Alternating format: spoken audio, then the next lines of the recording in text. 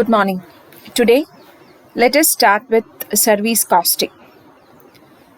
Service costing apply ചെയ്യുന്ന area. നമ്മൾ job costing പഠിച്ചു, unit costing പഠിച്ചു, and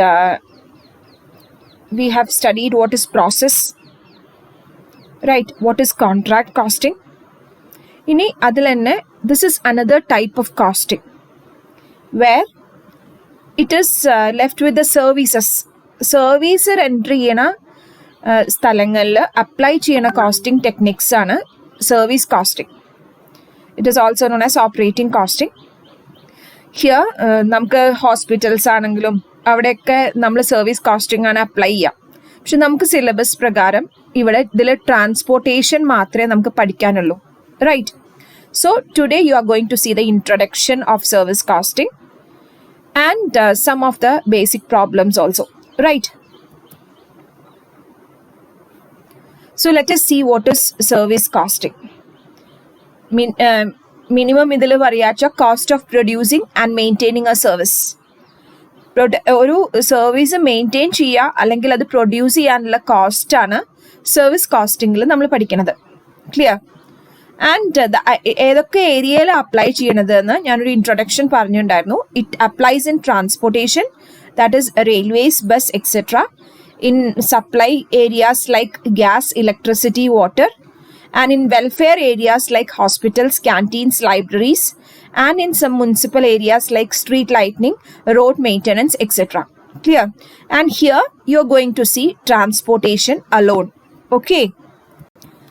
So ട്രാൻസ്പോർട്ടേഷൻ പഠിക്കുമ്പോൾ നമ്മൾ ഏറ്റവും ആദ്യമായിട്ട് പഠിക്കുന്നത് എന്താ വെച്ചാൽ ഈ ഒരു ടോപ്പിക്കിൽ പ്രോബ്ലം ചെയ്യുമ്പോൾ how do you classify the cost, right? So here നമ്മൾ മെഷീൻ അവർ റേറ്റ് ഒക്കെ പഠിച്ചിട്ടുണ്ട് അല്ലേ? ക്ലാസിഫൈ ചെയ്യണത് എങ്ങനെയാ? ഫിക്സഡും റണ്ണിങ് എക്സ്പെൻസസും ആയിട്ടാണ് ക്ലാസിഫൈ ചെയ്തിരുന്നത്. അതേപോലെ തന്നെ ഇവിടെ instead of classifying into 2 you are classifying into 3: standing or fixed charges, maintenance charges, operating and running charges. Fixed ആയിട്ട് ഒരു ലോറി അല്ലെങ്കിൽ ബസ് റൺ ചെയ്യുമ്പോൾ ഫിക്സഡ് ആയിട്ട് വരുന്ന expenses standing charges, fixed or standing charges. ഇനി maintenance charges എന്ന് പറഞ്ഞാൽ അതിൽ പകുതി ഫിക്സഡും പകുതി ഓപ്പറേറ്റിംഗും ആവും. അതാണ് മെയിൻ്റനൻസ് ചാർജസ് ആയിട്ട് വരുന്നത്. ഓപ്പറേറ്റിംഗ് ഓർ റണ്ണിങ് ചാർജസ് എന്ന് പറഞ്ഞാൽ കംപ്ലീറ്റ്ലി പ്യോർലി ഓടിയ മാത്രം വരുന്ന കോസ്റ്റ്. ഐ മീൻ ഒരു ലോറി ഒരു സ്ഥലത്ത് നിന്ന് ഒരു സ്ഥലത്തേക്ക് ഓടാൻ വേണ്ടി വരുന്ന കോസ്റ്റിനെയാണ് ഓപ്പറേറ്റിംഗ് കോസ്റ്റ് അല്ലെങ്കിൽ റണ്ണിങ് എക്സ്പെൻസസ് എന്ന് പറയുന്നത്. Okay, so in transport costing also the cost is divided into 3: standing or fixed charges, maintenance charges, and operating and running charges. So and here you are going to see the standing or fixed charges. Standing or fixed charges എന്തൊക്കെ അതിൽ വരിക എന്നുള്ളതാണ് നമ്മൾ നോക്കുന്നത്. ഒന്ന്, salary will be fixed irrespective of the running expenses. എത്ര ഓടിയാലും എന്തായാലും നമ്മൾ സൂപ്പർവൈസർക്ക് കൊടുക്കുന്ന സാലറി, ഒരുപാട് ലോറി ട്രാൻസ്പോർട്ടേഷൻ ഉള്ള ഒരാളാണെങ്കിൽ അവർക്കൊരു കമ്പനി, ഒരു ഫേം ഒക്കെ ഉണ്ടാവും. അപ്പോൾ അവിടെ ഓപ്പറേറ്റിംഗ് മാനേജർക്ക് കൊടുക്കുന്ന സാലറി ഒക്കെ ഫിക്സഡ് ആയിരിക്കും. Insurance, motor vehicle taxes, licence fee, garage rent, general supervision, interest on capital, ഇതൊക്കെ ഫിക്സഡ് എക്സ്പെൻസസ് ആണ്. എന്നാലും പ്രോബ്ലം വരുമ്പോൾ ചില സമയത്ത് റണ്ണിങ് എക്സ്പെൻസസ് ആയിട്ട് ക്വസ്റ്റ്യനിൽ തരുന്നുണ്ടെങ്കിൽ നമ്മൾ റണ്ണിങ് എക്സ്പെൻസസ് ആയിട്ട് എടുക്കേണ്ടി വരും. എന്നാലും മെജോറിറ്റിയിൽ നമ്മൾ ഫിക്സഡ് ചാർജസ് ആയിട്ട് ഇത്രയൊക്കെയാണ് നമ്മൾ എടുക്കാറ്. And let us see the maintenance or semi variable expenses and operating or running charges. Maintenance അല്ലെങ്കിൽ semi variable. Clear? Tyres and tubes, അത് സെമി വേരിയബിൾ എക്സ്പെൻസസ് ആണ്. പ്യോർലി ഫിക്സഡ് എന്ന് പറയാൻ പറ്റില്ല. എന്നാലും ടയറിന് വേണ്ട ബേസിക് സാധനങ്ങൾ ചിലപ്പോൾ ഫിക്സഡ് ആയിരിക്കും, പക്ഷെ അത് റൺ ചെയ്യും തോറും അതിന് വരുന്ന വെയർ ആൻഡ് ടയർ ഒക്കെ വേരിയബിൾ ആയിരിക്കും. Clear? Repairs and paintings, overhauls etcetera. എന്തെങ്കിലുമൊക്കെ ഒരു പടം വെക്കുക, അങ്ങനത്തെ ഒക്കെ ബോർഡ് വെക്കുക, അങ്ങനെയൊക്കെ വരുമ്പോൾ അതൊക്കെ സെമി വേരിയബിൾ എക്സ്പെൻസസ് ആയിട്ട് നമ്മൾ കീപ്പ് ചെയ്യാറുണ്ട്. And coming to the running expenses, you have petrol, oil, grease, etc.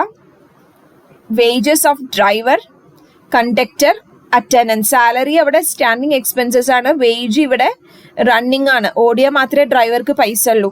Clear? Commission, commission ഒരു പ്രത്യേകത ഉണ്ട്. കിലോമീറ്റർ ഇത്ര ദൂരം ഓടിക്കഴിഞ്ഞാൽ ഇത്ര കമ്മീഷൻ കിട്ടും എന്നാണെങ്കിൽ if it is related with kilometre then commission is running expenses. Clear? ഡിപ്രിസിയേഷനും അതെ, കിലോമീറ്ററുമായി റിലേറ്റ് ചെയ്തിട്ട് ഡിപ്രിസിയേഷൻ അത് റണ്ണിങ് എക്സ്പെൻസസ് ആണ്. അല്ല ഫിക്സഡ് ആണെങ്കിൽ അത് സ്റ്റാൻഡിങ് എക്സ്പെൻസസ് ആയിട്ടാണ് വരിക. ക്ലിയർ? സോ ഈ രീതിയിലാണ് നമ്മൾ ക്ലാസിഫൈ ചെയ്യുന്നത്. It is classified into 3. പറഞ്ഞു തരേണ്ട ആവശ്യമില്ല. Standing expenses, maintenance ex charges, operating or running charges. And let us see the first problem now. A truck started its journey from Delhi to Ajmer with a load of 12 tons. ആദ്യത്തെ problem എന്ന് പറയുന്നത് full fledged ആയിട്ടുള്ള problem അല്ല. ഇവിടെ absolute 10 kilometres calculate ചെയ്യാനുള്ള problem ആണ്. ഇനി കൂടുതൽ പ്രോഗ്രസ് ചെയ്യും തോറും കൂടുതൽ സ്റ്റാൻഡിങ്ങും ഫിക്സഡും വേരിയബിളും എക്സ്പെൻസസ് ഒന്നും ഇതിലില്ല. ഇതിൽ വെറുതെ കിലോമീറ്റർ ടണ്ണ് കാൽക്കുലേറ്റ് ചെയ്യാനുള്ളതാണ്. 10 കിലോമീറ്റർ, അതായത് ടോട്ടൽ എക്സ്പെൻഡിച്ചർ ഡിവൈഡ് ചെയ്യാൻ നമുക്കൊരു വേരിയബിൾ വേണം. അതിനെയാണ് നമ്മൾ 10 കിലോമീറ്റേഴ്സ്. എല്ലാവരുടെയും ആ 10 കിലോമീറ്റേഴ്സ് ആയിക്കൊള്ളണമെന്നില്ല, ക്വസ്റ്റ്യൻ അനുസരിച്ചിട്ട് മാറ്റം വരും. അപ്പോൾ ഒരു ട്രക്ക് ജേർണി സ്റ്റാർട്ട് ചെയ്തു ഡൽഹിയിൽ നിന്ന് അജ്മീറിലേക്ക് with a load of 12 tons. 3 tons were unloaded at Jaipur and a further load of 2 tons at Kishangarh. 3 ton Jaipur unload ചെയ്തു. ഫർദർ 2 ടൺ എവിടെയാണ്? കിഷൻഗറിൽ അൺലോഡ് ചെയ്തു. At Dudu fresh load of 5 tons were loaded. ഡുഡുവിലെത്തിയപ്പോൾ 5 ton load ചെയ്തു. Clear? It was fully unloaded at Ajmer. Clear? അപ്പോൾ ഡൽഹിയിൽ നിന്ന് അജ്മീറിലേക്ക് പോണ വഴി 12 ടണ്ണായിട്ട് സ്റ്റാർട്ട് ചെയ്തു. 3 ടൺ ജയ്പൂർ ഇറക്കി, 2 ടൺ കിഷൻഗറിൽ ഇറക്കി, 3 2 5. ഡുഡുവിലെത്തിയപ്പോൾ 5 ടൺ ലോഡ് ചെയ്തു, വീണ്ടും കയറ്റി. അപ്പോൾ ബാക്കി എല്ലാം എവിടെ ഇറക്കി? അജ്മീറിൽ ഇറക്കി. Return journey it started with 8 tons from Ajmer which was fully unloaded at Jaipur. 8 ടണ്ണുമായിട്ട് അജ്മീറിൽ നിന്ന് യാത്ര തിരിച്ചൊരു full round Jaipur. Clear? A fresh load to 11 tons was taken from Jaipur, which was unloaded at Delhi. തിരിച്ചു വരുമ്പോൾ ജയ്പൂർ ഇറങ്ങി, ജയ്പൂരിന്ന് 11 ടൺ കയറ്റി, അത് ഡൽഹിയിൽ അൺലോഡ് ചെയ്തു. ഇനി ക്വസ്റ്റ്യൻ ചോദിച്ചിരിക്കുന്നത് ഡിസ്റ്റൻസ് ഫ്രം ജയ്പൂർ എന്നുള്ള ഡിസ്റ്റൻസ് ആണ്. ഡൽഹിയിലേക്ക് എത്താൻ 200 കിലോമീറ്റേഴ്സിൽ ഫുള്ളായിട്ട്. ജയ്പൂരിൽ നിന്ന് ഡൽഹി വരെ എത്താൻ it's 200 kilometers. Dudu 70 kilometers. Kishangarh 115 kilometers. Ajmer 140 kilometers via Dudu and Kishangarh. Clear? And calculate absolute 10 kilometers. ഇങ്ങനെ ഒരു പ്രോബ്ലം തരുമ്പോൾ നമ്മൾ ആദ്യം ചെയ്യേണ്ടത്, നമ്മൾ ഒരു സ്ഥലത്തു നിന്ന് ഒരു സ്ഥലത്തേക്ക് ഉള്ള ദൂരം നമ്മൾ കൃത്യമായിട്ട് ഇതാവണം. അപ്പൊ ആദ്യം തന്നെ നോക്കേണ്ടത് റൂട്ട് എങ്ങനെയാന്നുള്ളതാണ്. ഡൽഹിയിൽ നിന്ന് അജ്മീർ എന്ന് പറയുമ്പോൾ ഡൽഹിയിൽ നിന്ന് ഫൈനൽ അജ്മീർ ലാസ്റ്റ് പ്ലേസാണ്.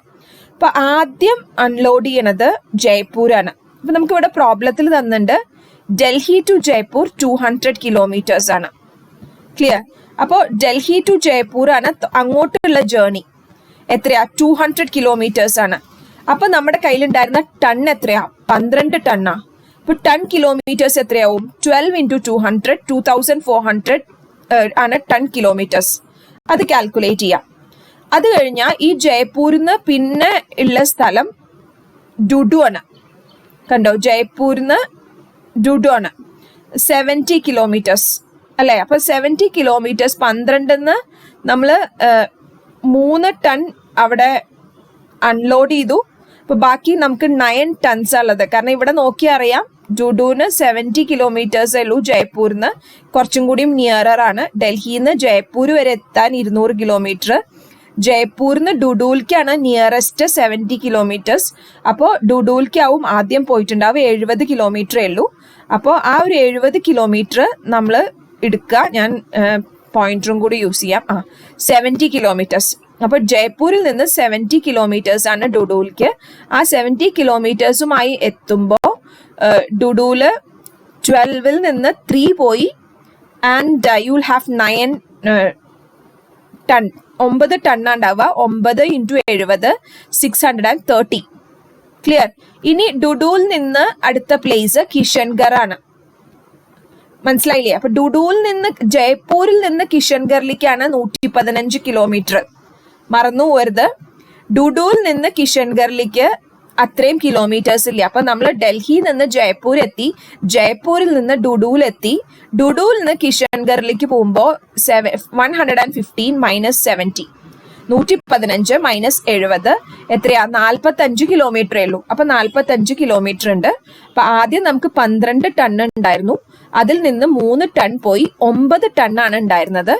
9 ടൺ ഡുഡുവിൽ എത്തിയപ്പോ ഡുഡുവിൽ 5 എണ്ണം കൂടി ലോഡ് ചെയ്തു, 14 ടൺ അല്ലെ. അപ്പൊ ഡുഡുവിൽ നിന്ന് കിഷൻഗറിലേക്കുള്ള യാത്രയിൽ നമ്മുടെ കയ്യിലുള്ളത് 14 ടണ്ണാണ്. ആദ്യം ഇവിടെ കിഷൻഗർ എഴുതിയോണ്ട് കിഷൻഗറാണ് ഏറ്റവും അടുത്തെന്ന് വിചാരിക്കരുത്.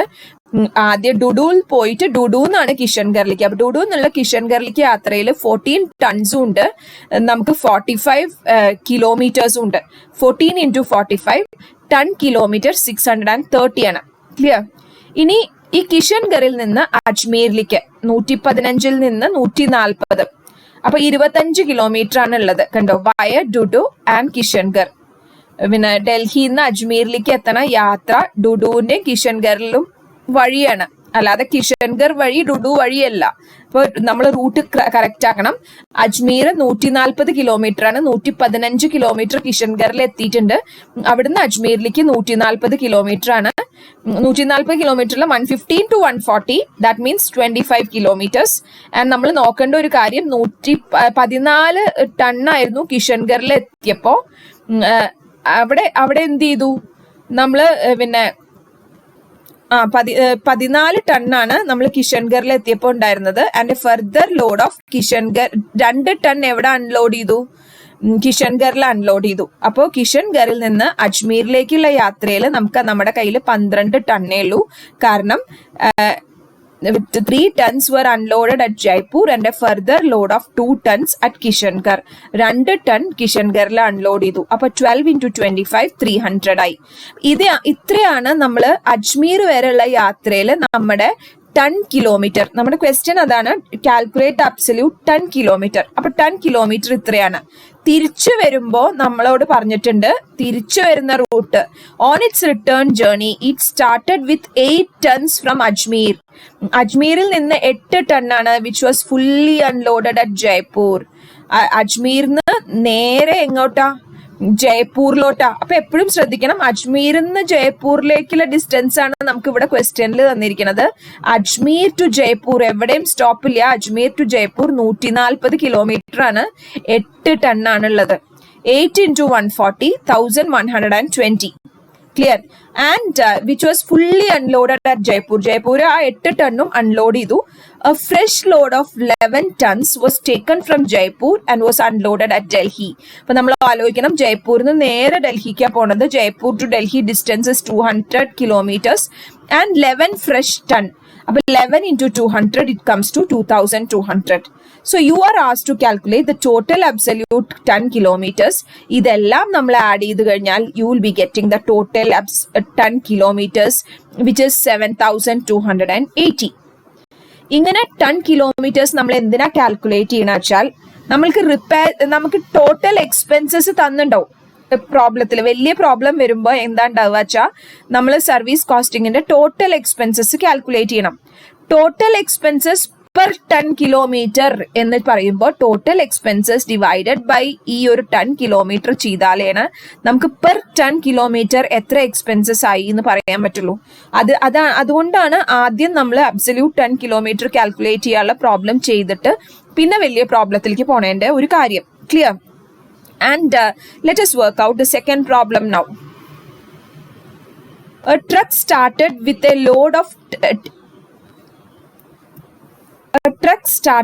load of 10 tons of goods from station P. Station P ല് 10 ടൺ സ്റ്റേഷൻ P ന്ന് ട്രക്ക് സ്റ്റാർട്ട് ചെയ്തു.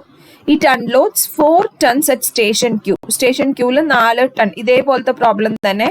And rest of the goods at station R. അപ്പൊ 10ന്ന് ആദ്യം 4 എണ്ണം അൺലോഡ് ചെയ്തു, പിന്നെ സ്റ്റേഷൻ Rല് 6 എണ്ണം അൺലോഡ് ചെയ്തു. It reaches back directly to station P after getting reloaded with 8 tons of goods at station R. തിരിച്ച് എങ്ങനെ വെച്ചാൽ എവിടെ ക്യൂല് നിർത്തുന്നില്ല, പിയിൽ നിന്ന് നേരെ ആറിലേക്ക് വരികയാണ്, തിരിച്ചു വന്നു. ക്ലിയർ? ആറിൽ നിന്ന് സാധനം കളക്ട് ചെയ്തിട്ട് നേരെ പിയിലേക്ക് തിരിച്ചു വരികയാണ്. 8 ടൺ പുതിയത് ഇതായത്. Distance between P to Q, Q to R and R to P are 40, 60 and 80 kilometers. Compute absolute 10 kilometers and commercial 10 kilometers. Clear? രണ്ടും കാൽക്കുലേറ്റ് ചെയ്യാൻ പറ്റും. രണ്ടും നമ്മൾ നോക്കണം, കാരണം പ്രോബ്ലം എങ്ങനെയാണ് ചോദിക്കുന്നത് എന്ന് നമുക്കറിയില്ല. ക്ലിയർ? അപ്പൊ നമ്മൾ ആദ്യം അബ്സല്യൂട്ട് 10 കിലോമീറ്റേഴ്സ്, നേരത്തെ പ്രോബ്ലത്തിൽ അബ്സല്യൂട്ട് 10 കിലോമീറ്റേഴ്സ് എന്താന്ന് നമ്മൾ കണ്ടു കഴിഞ്ഞു. ഡിസ്റ്റൻസ് ഇൻ ടു ലോഡ് ആണ്. അപ്പൊ ആദ്യം നമ്മൾക്ക് അറിയാം 10 ടൺ കിലോമീറ്റർ ആണ് സ്റ്റേഷൻ പിന്ന് ക്യൂവിലേക്ക് പോയത്. നേരത്തെ ഇങ്ങനെ ഒക്കെ കോളമായിട്ട് ചെയ്തു, ഇത് നമ്മൾ മൾട്ടിപ്ലൈ ചെയ്യണമെന്ന് മാത്രമേ ഉള്ളൂ. അപ്പൊ 10 ടൺ ക്യൂവിലേക്ക് പോയി. ഡിസ്റ്റൻസ് 40 കിലോമീറ്റർ ആയിരുന്നു. 40 into 10 പ്ലസ് 60 into 6, കാരണം അവിടെ എത്ര ഇറക്കി? 4 എണ്ണം ഇറക്കിയപ്പോ 10ൽ നിന്ന് 4 പോയ 6 ആയി. ക്ലിയർ? ബാക്കി എന്താണ്ടായേ? സ്റ്റേഷൻ ആറില് നമ്മളെല്ലാം ഇറക്കി. 4 at Q and rest at R. So that is equal to 400 plus 360 plus 640. It comes to 1400. അതാണ് absolute 10 kilometers. ക്ലിയർ? നമ്മൾ പിയിൽ നിന്ന് ക്യൂവിലേക്ക് പോയി, ക്യൂവിൽ നിന്ന് ആറിലേക്ക് പോയി. ആറിൽ ഇറക്കിയ കഥ നമുക്ക് പറയേണ്ട ആവശ്യമില്ല. P to Q, Q to R. ആറിലെത്തി, നമ്മൾ അവിടെ ആറിൽ ഇറക്കി എല്ലാം. തിരിച്ചു വരുമ്പോ നമ്മൾ ആറിൽ നിന്ന് നേരെ എങ്ങോട്ടാ പോകുന്നത്? നേരെ പിയിലേക്കാണ് പോണത്. അപ്പോ ആറിൽ നിന്ന് പിയിലേക്ക് പോകുമ്പോൾ 80 കിലോമീറ്റേഴ്സ് ആണ് distance between P to Q, Q to R and R to P. R to Pയുടെ ഡിസ്റ്റൻസ് വന്നിട്ട് 80 കിലോമീറ്റർ ആണ്. തിരിച്ചു പോരുമ്പോൾ നമ്മളോട് പറഞ്ഞിരുന്നു 8 ടൺ കേട്ടുണ്ട്. 80 into 8 it comes to 1400. Absolute 10 kilometres കിട്ടി. ഇനി കമേഴ്ഷ്യൽ 10 കിലോമീറ്റേഴ്സ് കാൽക്കുലേറ്റ് ചെയ്യുമ്പോൾ നമ്മൾ വലിയ വ്യത്യാസമൊന്നുമില്ല. Distance covered into average load, അങ്ങനെയാണ് എടുക്കുക. ഈ രീതിയിൽ നമുക്ക് ചെയ്യാം. അപ്പൊ ഡിസ്റ്റൻസ് കവർ ചെയ്യും, മൊത്തം ഡിസ്റ്റൻസ് നമ്മൾ ആഡ് ചെയ്യുക. 40 plus 60 plus 80, ഇതാണ് നമ്മുടെ total distance. Into average load എടുക്കുക. 10 plus 6 plus 8, അതാണ് 3 യാത്രയുടെയും ആവറേജ് ലോഡ് ഡിവൈഡഡ് ബൈ 3. ഇങ്ങനെ ചെയ്തിട്ടുണ്ടെങ്കിൽ 180 into 8, അപ്പോഴും നമുക്ക് കമേഴ്ഷ്യൽ 10 കിലോമീറ്റേഴ്സും 1440 കിട്ടും. Clear? So absolute 10 kilometre and commercial 10 kilometre രണ്ടും കാൽക്കുലേറ്റ് ചെയ്യാനുള്ള മെത്തേഡാണ് ഞാൻ പറഞ്ഞത്. And let us see one more problem here. Problem മാത്രമേ ഉള്ളൂ. You should do the question. ഇത് എഴുതിയെടുക്കുക ക്വസ്റ്റ്യൻ, എന്നിട്ട് നമ്മൾ എങ്ങനെയാണ് ഇത് ചെയ്യാന്നുള്ളത് എനിക്ക് ഇന്ന് തന്നെ ഇത് ചെയ്തിട്ടുള്ള ആൻസേഴ്സ് എല്ലാവരും മെയിൽ ചെയ്യണം. deepashajesh@gmail.com. വാട്സ്ആപ്പ് ചെയ്യണ്ട, mail to me at deepashajesh@gmail.com. DEEPASHAJESH deepashajesh@gmail.com. നാളെ വൈകുന്നേരത്തിനുള്ളിൽ ഇതിന്റെ ആൻസർ മെയിൽ ചെയ്തിട്ടുണ്ടാവണം. A transport company maintains a fleet of lorries for carrying goods from Delhi to Panipat, 100 kilometers off. Each lorry, which operates 25 days on an average in a month, starts every day from Delhi with a load of 4 tons and returns from Panipat with a load of 2 tons. Calculate the total commercial ton kilometers and cost per commercial ton kilometer when the total monthly charges for a lorry are 27,000. അപ്പൊ monthly charges ആണ് നമ്മളോട് പറഞ്ഞിരിക്കുന്നത്. അപ്പൊ monthly എത്ര ton kilometre, അപ്പൊ നിങ്ങൾക്ക് കിട്ടിയ ഒരു ദിവസത്തെ കിട്ടിക്കഴിഞ്ഞാൽ ഇൻറ്റു 25 ചെയ്ത് കഴിഞ്ഞാൽ മന്ത്ലി ടൺ കിട്ടും കിലോമീറ്റേഴ്സ്. അപ്പൊ ലോറിയുടെ ടോട്ടൽ എക്സ്പെൻസസും തന്നിട്ടുണ്ട്. ക്ലിയർ? അപ്പൊ ലോറിയുടെ total expenses divided by 10 kilometres ചെയ്താൽ കോസ്റ്റ് പെർ കമേഴ്ഷ്യൽ 10 കിലോമീറ്റർ കിട്ടും. What rate per ton should the company charge if it plans to earn a gross profit of 20% on the freightage? എത്ര rate ആണ് company charge ചെയ്യേണ്ടത് gross profit 20% calculate ചെയ്യുകയാണെങ്കിൽ ഫ്രേറ്റിന്റെ മുകളിൽ? Clear? ഒന്ന് workout ചെയ്ത് നോക്കുക. ചിലപ്പം സംശയം ഉണ്ടാവാൻ സാധ്യതയുള്ള പ്രോബ്ലം ആണ്. വർക്ക്ഔട്ട് ചെയ്ത് കിട്ടുന്നില്ലെങ്കിൽ എന്നോട് പറയണം. And by tomorrow evening all your answers must reach. Clear? Okay. Take care. Bye bye.